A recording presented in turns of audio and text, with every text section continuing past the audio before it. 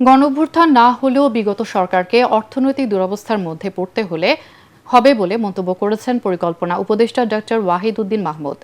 রাজধানীতে অর্থনীতি বিষয়ক সাংবাদিকদের সংগঠন ইআরএফ আয়োজিত এক সেমিনার ও শিক্ষার্থীদের বৃত্তি প্রদান অনুষ্ঠানে তিনি বলেন, দ্রুতই কমছে না মূল্যস্ফীতি।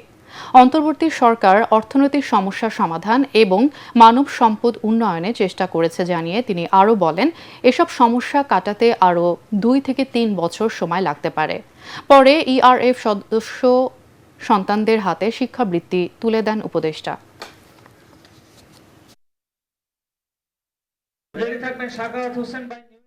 এই গণ অভ্যুত্থান যদি নাও হতো, সেই সময় অর্থনীতি আস্তে আস্তে এভাবেই চলতে থাকলে একটা জায়গায় আসলে ব্যাংকগুলোতে ধস নামতই, বৈদেশিক লেনদেনের ক্ষেত্রে রিজার্ভ আরও কমে গিয়ে এটা দেউলিয়াতে চলে আসতো।